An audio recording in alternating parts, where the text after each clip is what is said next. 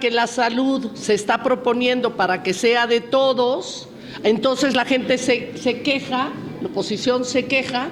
Entonces, ¿cuándo quieren que México sea un país de primer nivel?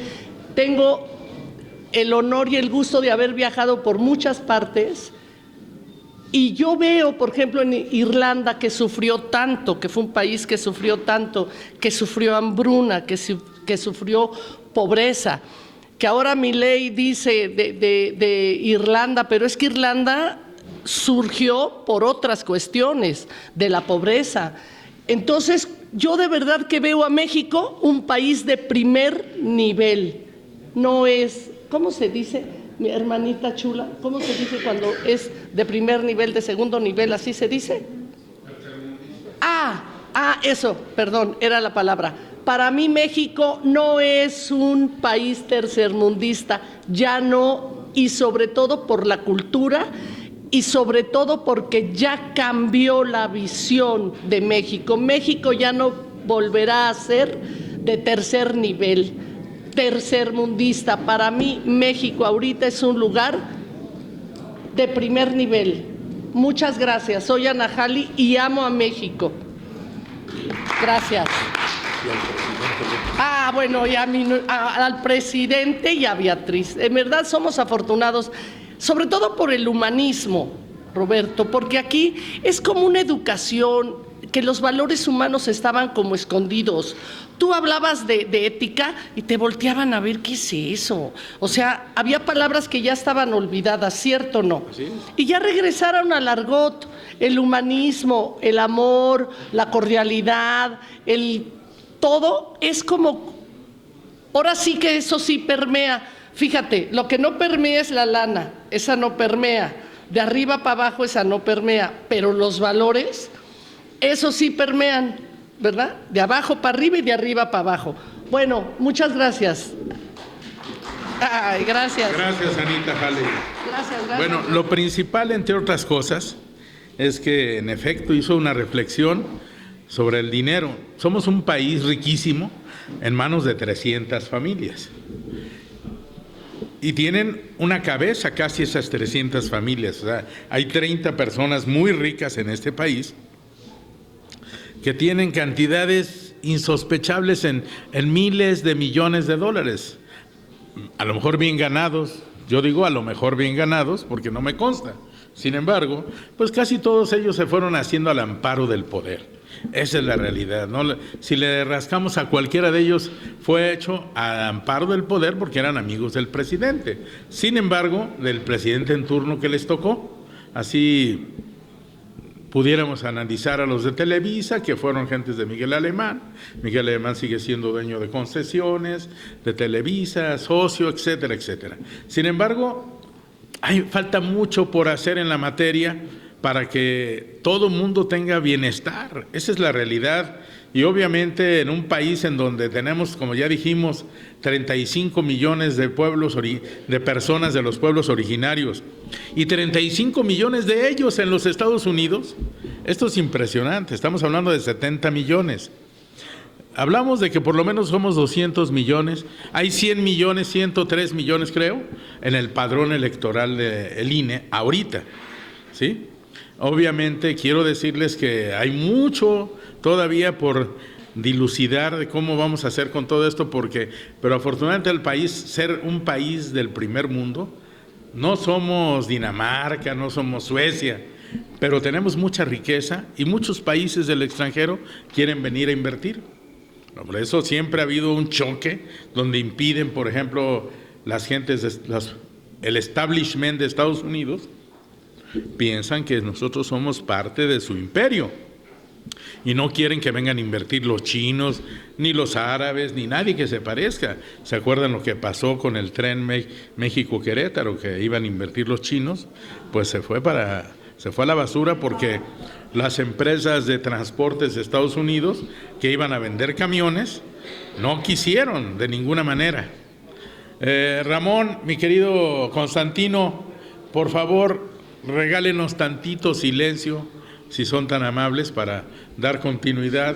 Y dile también a nuestro amigo, ¿no?, Bueno, lo que pasa es que después les pido, por favor, si podemos guardar silencio para poder poner atención, ¿no? Bien, hablando de esos temas, de los 70 millones de mexicanos que tenemos en el sector de trabajadores no asalariados, y muchos de ellos son que surgen de los pueblos originarios.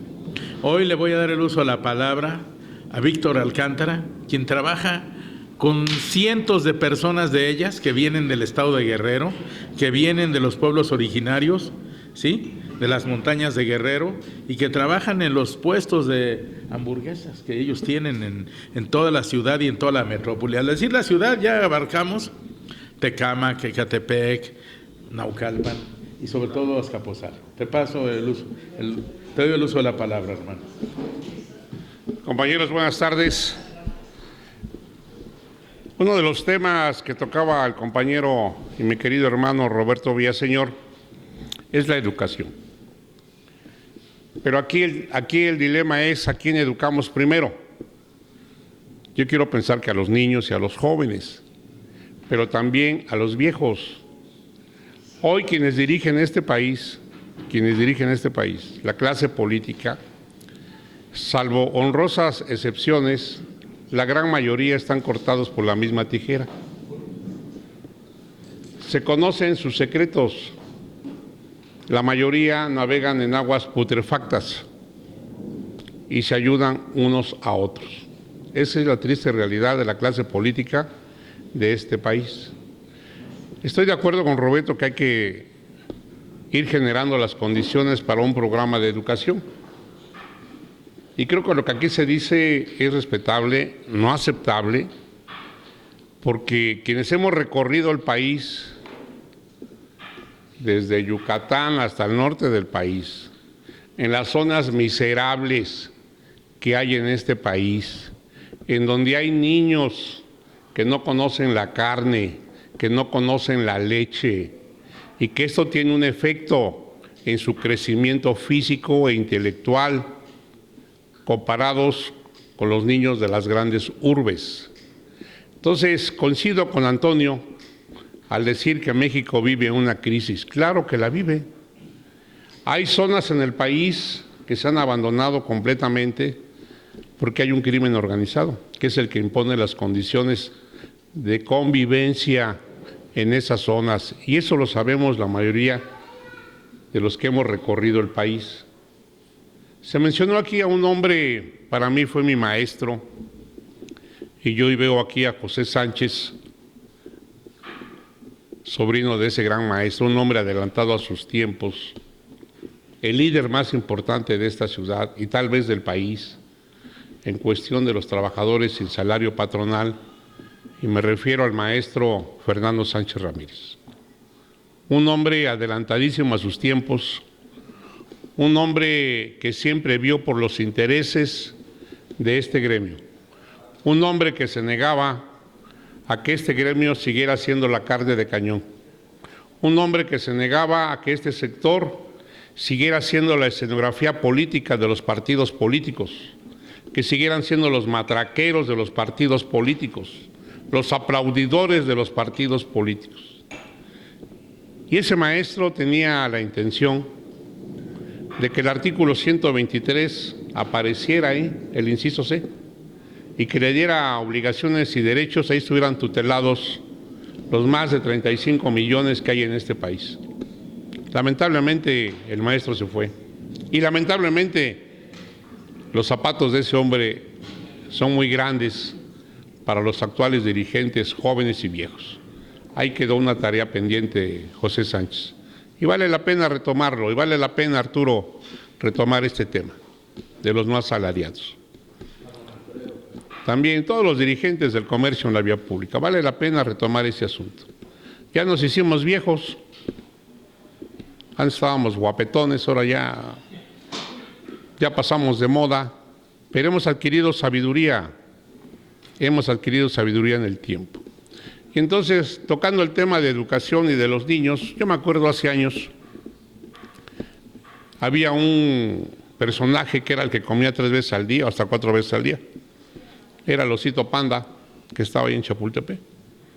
Ese sí, ¿cómo se llamaba, compañero? El Togüí.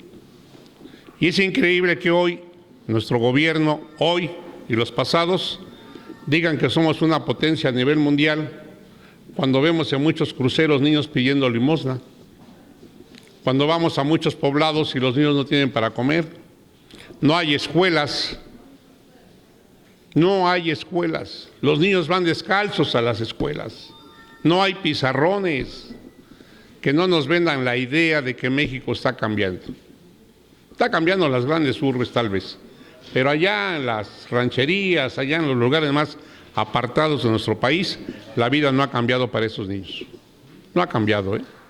Entonces, yo agradezco a Roberto la oportunidad que me da. Mencionaban aquí a la señora Xóchitl Gálvez. No es la botarga, es Xóchitl Gálvez.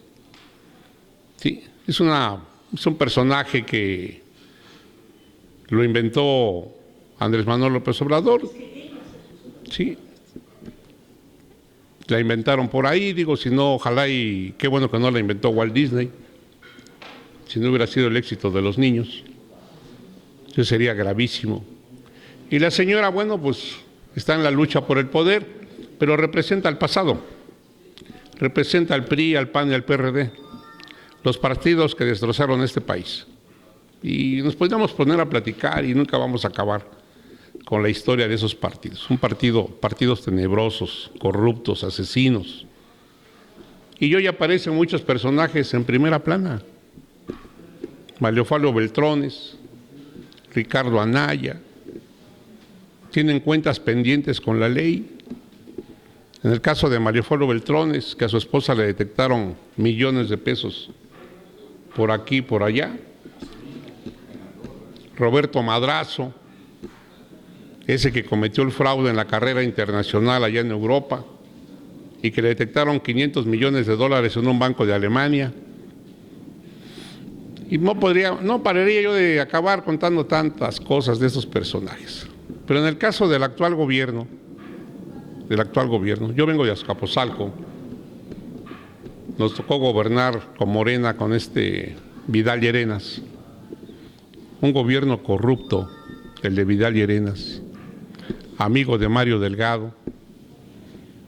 Se clavaron la lana del presupuesto, con el argumento de la pandemia no se ejerció el presupuesto, pero algo muy importante, compañeros, algo muy importante. El gran logro de Andrés Manuel ni siquiera es el Tren Maya, el aeropuerto de Tulum o el AIFA, el transatlántico, los miles de kilómetros de carreteras que se han construido y todas las obras que ha hecho Andrés Manuel López Obrador. Ese no es su gran logro de Obrador. El gran logro de Obrador para mí es que hoy hay conciencia en la mayoría de los habitantes de este país. Ya no los engañan, ¿eh? Y como él dijo, reciban todo lo que den. Pero Azcapotzalco es un ejemplo que en la elección pasada, con todos los apoyos sociales, con todo lo que hicieron para sostener a Vidal Llerenas perdió. No hay ninguna garantía de que Morena vaya a ganar la Ciudad de México. No hay ni una garantía que Morena vaya a ganar la presidencia. Ni una garantía.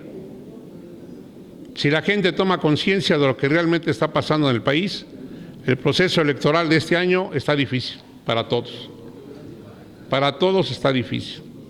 En el caso de Azcapotzalco, criticamos la planilla de candidatos plurinominales de la coalición, pero en Azcapotzalco aparece gente con un pasado negro, como Enrique Vargas Anaya, como Alejandro Carvajal, como Fernando Rosique y demás políticos en Azcapotzalco que llegaron a saquear las arcas de Azcapotzalco. Son gente que tienen adicción al dinero público. Qué tristeza, de verdad, que no nos vengan la idea de que Morena es quien va a salvar este país. No es cierto. De nada sirven los esfuerzos de Andrés Manuel cuando acá abajo se están repartiendo el billetote. Por último, quiero invitarlos a todos ustedes, el día 7 de febrero vamos a realizar un foro sobre el deporte en Azcapotzalco. Este foro inicia a las 4 de la tarde en las instalaciones de la Universidad Autónoma Metropolitana de Azcapotzalco. Ahí arrancamos, son 2 horas que va a durar el foro. Yo quiero decirles que ya están los ponentes, son ponentes de talla internacional en psicología del deporte, en formación del deporte, y ahí vamos a estar. Es el primer foro de 4. El segundo foro es sobre los trabajadores no asalariados de esta ciudad, porque gracias a Fernando Sánchez y cientos de compañeros, hoy la Ciudad de México tiene una nueva constitución. Ustedes lo saben, porque en eso trabajamos. Pero las leyes secundarias de esa constitución no se han discutido, y muy lamentable, hay que decirlo, siendo Morena mayoría en la Cámara de Diputados de esta ciudad, no se han atrevido a tocar la nueva Constitución de la Ciudad de México.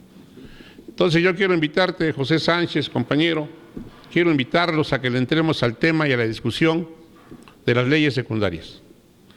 Roberto fue un pilar, igual que Toño y muchos compañeros que participamos en esa formación de la nueva Constitución de la Ciudad de México, pero ello es letra muerta. Vamos a echarle por lo que tenemos pendientes. Y coincido con Antonio, muchos de nosotros adquirimos sabiduría, pero no la queremos compartir con los jóvenes. Y también los jóvenes pues no están muy interesados en participar en política.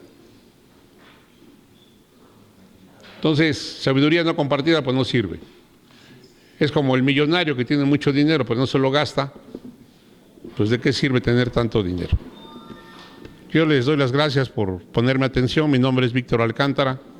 Yo vengo de Azcapotzalco, tengo 35 años como dirigente.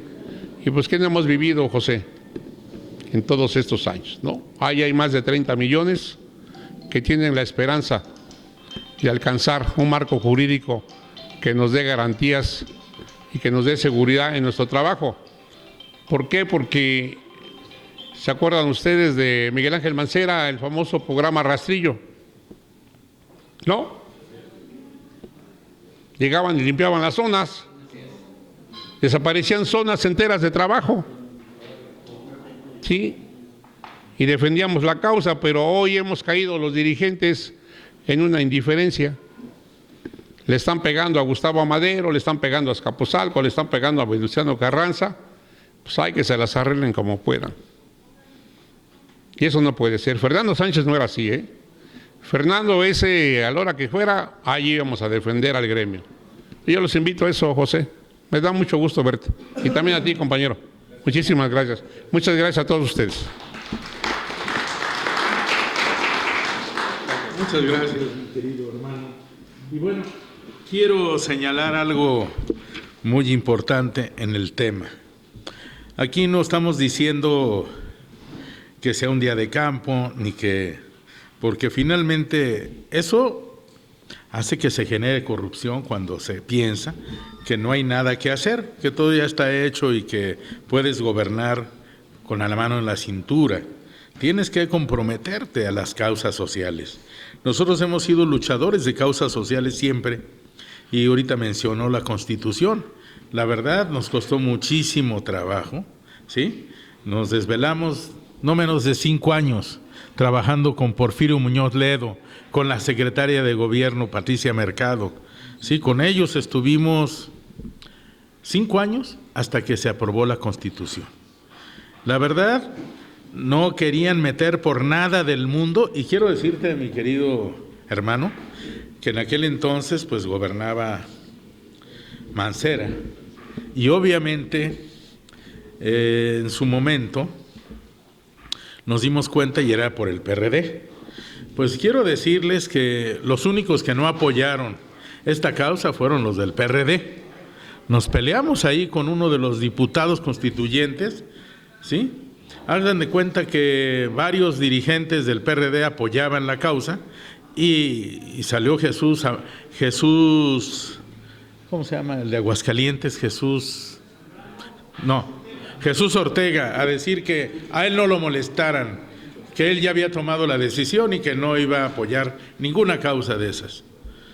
No obstante, sus compañeros, como Jesús Zambrano, a quien conocemos desde las luchas estudiantiles, porque él era dirigente en lo que era la famosa Prepa Popular. Bueno, quiero decirles que él, pues es una gente que ha estado preocupada por el tema, pero tiene encima a Jesús Ortega, que finalmente es un enemigo de lo político y de lo social. ¿Por qué? Así funcionan los grupos y así funcionan las tiranías. Y bueno, quiero decirles que nosotros tuvimos que luchar, a veces mañana, tarde y noche, nos íbamos a dormir y regresábamos a las 8 o 9 de la mañana afuera de Jicotencat, que ahí fue donde se estudió, y además teníamos que estar en reuniones con los diputados que eran las comisiones, en el Palacio de Minería, platicando y exponiendo las cosas. Y hagan de cuenta que Porfirio Muñoz Ledo estaba enojadísimo porque lo excomulgaron casi los partidos por andar representando, entre otros, un tema de las trabajadoras sexuales. Obviamente nos pusieron para ese tema durante un mes a una serie, no sé, estoy hablando había 3, 4, 5 mil señoras rezando el rosario afuera porque nos veían como los demonios. Y Porfirio Muñoz Ledo sentidísimo que porque se incluyó en ese tema. Sin embargo, don Fernando Sánchez, que fue quien propuso este tema, él lo vivió durante muchos años, y son también gente trabajadora no asalariada, explotada, que viene del campo, la gran mayoría. Igual que los trabajadores que andan en la obra pública, en las obras, son gente que viene del campo y que los tienen ahí. Sin embargo, yo creo que tenemos todavía que trabajar mucho en esta materia y obviamente hacer realidad los temas de cómo lograr que se distribuya la riqueza. Y quiero decirles que en efecto hay mucha pobreza en este país porque exactamente no saben qué hacer con el presupuesto a veces que tienen tanto dinero. ¿Saben cuánto se genera? ¿Han oído hablar de ustedes del impuesto sobre, ¿cómo se llama?, producción y servicio? El impuesto sobre producción y servicio el IEPS, es un impuesto sui generis que no está distribuido en el presupuesto, pero existe tanto dinero del IEPS que viene de la gasolina, del diésel, de mil cosas, de servicios que se prestan.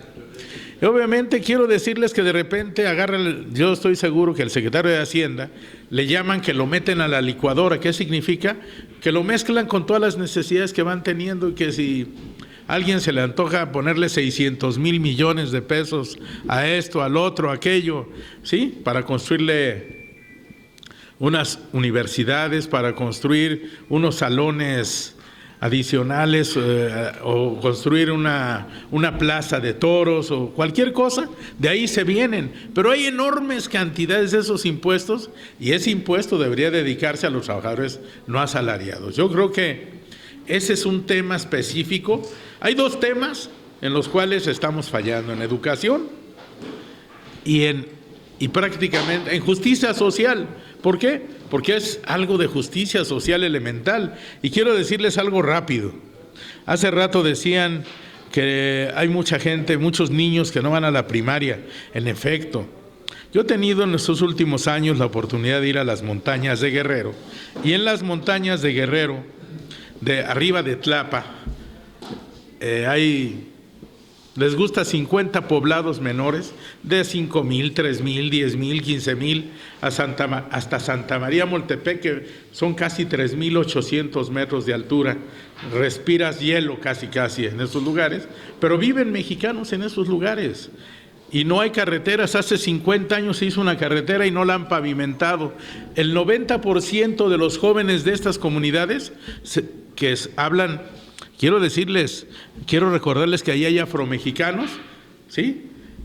Y estos afromexicanos no miden más de 1,50 por la falta de alimentación, por la falta de nutrición. Existen, y ninguno hablan a musgo, que es un lenguaje que hablan los afromexicanos, pero también los que hablan mixteco en toda esa zona. ¿Saben a dónde van a trabajar? A Nueva York, San Francisco, a Los Ángeles, a las grandes ciudades donde trabajan con los chinos, porque el mixteco es el chino. Esto es algo impresionante que yo descubrí ahora en estas vueltas, porque vi que no hablan español y dije, ¿qué no hablan español? Él habla español porque trabajó en Nueva York y había un cocinero mexicano. Los mexicanos están de cocineros y de meseros, lavan los trastes, pero ellos reciben a las personas y atienden a todo mundo porque hablan mixteco, que es chino. Esto es impresionante. Quiere decir que a lo mejor en el mar de China vinieron porque el mar de China baja donde vienen todas las ballenas en esas vías y llegan a Salina Cruz o llegan hasta San Francisco. Todos estos barcos deben de haber llegado hace siglos, y hace siglos estos los fueron expulsados, porque las montañas de Guerrero son el símbolo de la injusticia, porque ahí se mandaba a todos los indígenas rebeldes. Así, ahí habitaron todos, y son por lo general los mixtecos que hablan chino y van a trabajar a los Estados Unidos, a los restaurantes chinos, a las fábricas chinas, las mujeres, a donde cosen con los chinos. Finalmente, esto es un tema que todavía está en la injusticia, pero nadie quiere pasar arriba de Tlapa. Arriba de Tlapa llegan las carreteras donde hacemos como 5 o 6 horas para llegar por el lado de Cuautla y Zúcar de Matamoros. Por allá se hacen 5 o 6 horas. Pero la gran mayoría no le gusta ir por carreteras accidentadas